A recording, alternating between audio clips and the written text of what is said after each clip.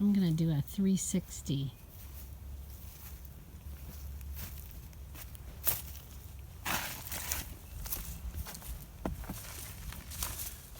So in the initial shot, you may have noticed that low vent down there. It's matched by a high vent over here. And if you look, it's nothing but a hole cut in with some wire that I stapled over it, and then I just bent a piece of aluminum flashing to keep the rain out. Right next to that, I put just a little window where I can mount a thermometer / humidity meter in there. You can see how much humidity is in there from this very wet, freshly cut wood. Currently, it's been a cloudy day, so it's ambient air temperature in there. It hasn't had any solar gain today, so it's at 54 degrees. So you said you based your general dimensions on the width of 4 pallets laid on the ground side by side. 4 pallets, and also the fact that we had 3 fence posts that were here. So those 3 fence posts just happen to equal about the width of 4 pallets. So that's what began the dimensions. And then from there, I strung a 2x4 across there and another 2x4 across there. That gave me some vertical surface to attach this plastic to. This was just scrap plastic that we pulled out of a bin, out of a dumpster. It's not airtight. There's clearly a gap there, but I don't really care about that so much. I did buy this. This is UV resistant polycarbonate. It's a really nice material. It's super strong. If there was a hailstorm, it could handle it. And you bought this support. And I bought this support at Home Depot because that makes it a little more airtight on the top. What I want to do is try and capture as much heat as possible, but I'm just not going to be crazy about it, so I'm not going to seal those seams there. And you also have this support up at the top. Right. So there's these supports here. These ones that go up to make a framework, and that allows me to attach these where 2 meet. You can see how they're kind of staggered. That's because this whole thing is not exactly square. If it was perfectly square, then these joints wouldn't be staggered. But And these facing boards down here? Again, just scrap plywood that I had around that I just put that there because this is as far as this plastic went, so I wanted to fill in the rest of that. You notice the black plastic here, that this facing board also helps support the plastic on the inside. So there's black plastic that comes down and goes underneath everything and then comes up on the other side, so it makes a waterproof container on the bottom so that ground moisture doesn't come in. The only moisture I want in here is the moisture from the wood. Let's do one last thing. This is sort of a weird thing that I just had to kind of make up as I went.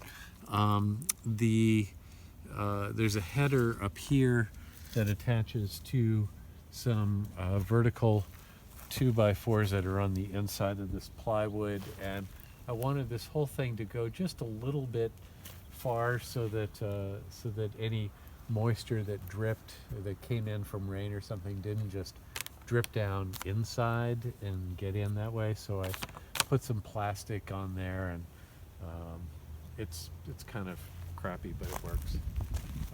So these doors are nothing but lightweight 1/4 inch plywood framed up to make them stiff. They're just held in with a couple of toggles. They just lift off. They probably weigh about 30 pounds. And here you can see the framing of this whole structure. So I tried to frame it like this to stiffen it so that it didn't rack so much in the wind. these verticals are set down into the ground. This is all pressure treated lumber, so that's set down into holes and tamped down with gravel 2 or 3 feet. You put weather stripping in. I put weather stripping to try to, again, kind of seal it as well as I can. You can see how the plastic that you saw before up there comes down and then wraps up here, so no ground moisture should be able to get in at all. And then can you show the back of the door? The back of this, so this has got white styrofoam insulation glued onto here, just whatever scraps I could find, and again more black plastic. I wanted the black so that it would capture the solar heat, so the black will get hotter better. And that's true of your 2 ends as well? Yep. So there's styrofoam and black plastic on those. Yep. And this little thermometer here is just held on with a magnet, so you can take it off and change the batteries and then just stick it back there so you can see it through that little window. But you can see how much moisture is condensing here, and that's all from this wood, which was from a tree that was felled a little less than a month ago. I mean, there's so much moisture, we're getting mold, sort of white and green mold growing in here.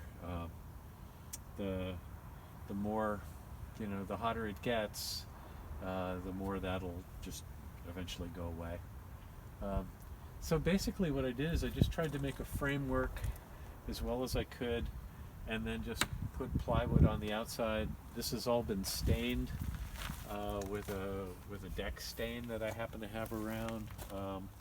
Again, trying to just make it last longer. That's really all it's about. And that's the only reason it's painted like this, is just because I'm trying to make it a little more weatherproof. I put weatherproof caulking all along in here to try and keep water from getting in here. It's starting to fail already though, so. And how long has it been since you built this? 1.5 years, 2 years, something like that. So could use another application of that caulking. But that's basically it. You just try to make a framework as well as you can, and probably be good to draw it first. This is a central post that has a little piece that sticks out in the middle so that you can butt these 2 doors up against it. But that's how it all goes together.